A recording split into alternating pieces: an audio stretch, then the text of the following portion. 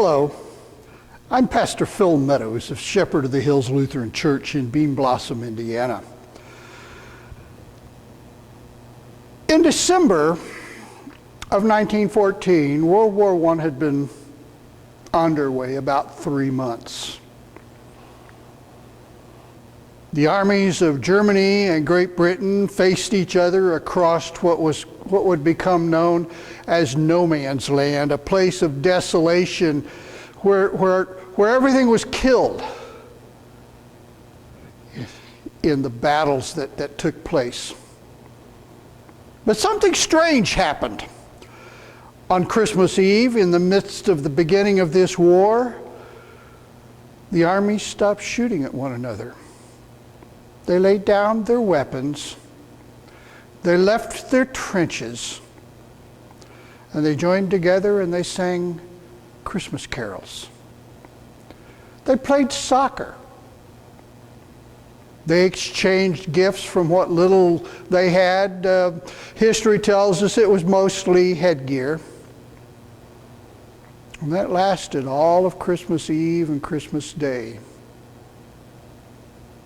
The day after Christmas, they returned to their trenches, started to shoot at one another again. By 1916, the higher authorities in both armies had put a halt to the practice. But no matter what order came down from above, it could not stop the individual soldier on either side, or small units on either side, from celebrating the birth of their Lord and their Savior, Mary's child. We picked the story up again in December of 1944. The Ardennes region of France, Belgium. The Germans had begun what would be their last counteroffensive in the Ardennes region. It would last from the 16th of December to the 25th of January. A particularly bloody battle. But a small little incident catches our attention. 3 American soldiers have become separated from their unit. They're lost. It's snowing. They come upon a lone cabin in the middle of nowhere, and they seek shelter there. They knock on the door. The cabin is inhabited by Elizabeth Vinken and her 12-year-old son Fritz. Herr Vinken is in a nearby city where he continues to work. Because one of the soldiers is wounded, Elizabeth invites them in. Now, neither she nor Fritz speak English, and not a one of the American soldiers speaks German. But that's not the only knock on the cabin door that will take place. For sometime later, a German patrol, 4 men, happen upon that same cabin, and they knock on the door. And Elizabeth, knowing that she is committing an illegal act by harboring the American soldiers, meets the German patrol outside. And eventually they learn that inside of her cabin are these 3 American soldiers. And in normal times, this would have gotten her arrested at the least and probably put to death, both her and her son Fritz. But then the German leader of this patrol says something very interesting. He says, on this holy night, no shots will be fired, for it's Christmas Eve. And they come in and they joined the 3 Americans and the 2 members of the Vinken family. Elizabeth's only stipulation is that both groups leave their weapons outside. And they do. And she sends Fritz off to get the big chicken named Ehrman for Hermann Göring, of course. She prepares a Christmas Eve meal.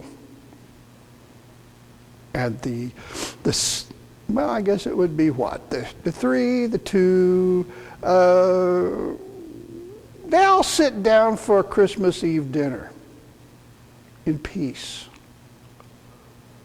And the next day, when the German leader hears of the plans of the American leader to return to their lines and safety, he says, no, don't go that way. Don't go that way. That town you're going to is now in German hands. And he takes the map of the American and he shows them the way back to his lines. And he gives them a compass so that they can find their way. And they part. Not a round discharged. Later, after the war, much later, Fritz marries, and he and his wife and family settle in Hawaii, where he opens a German bakery. And for the next many years, he looks for those 7 formerly enemy soldiers. And he only finds one, an American. And the American reminds him that his mother Elizabeth saved his life. So why bring up these 2 war stories, even as pertinent as they are? Well, the answer is simple. On this day, back in 1944, this Christmas Eve and this Christmas Day, we can see God's hand over these men. Whether they be the men of World War II or the men of World War I. You see, the message here for us on this Christmas Day is simply this. No matter what the situation, no matter how bad or good things are, God is in control. God's power and His beauty transcends any fight, any turmoil, anything. So as you gather with family and friends this day, think back at the great gift that God has given you. The same gift that He gave those 7 soldiers, or the same gift that He gave all of those soldiers of World War I. The gift of His only begotten Son, who was sent to reconcile you back to God because you could not do it on your own. Your sin gets in the way. A gift sent that knows no nationality, that knows nothing but love. So as you sit down to a nice meal and you watch football and probably, you drink too much beer or wine, step back a moment and go on your knees and thank God this Christmas Day, this day where we celebrate the birth of Mary's child, the promise of the Messiah, and give thanks. From Jan and I, and from our house to yours, Merry Christmas and peace be with you. Thank you for listening.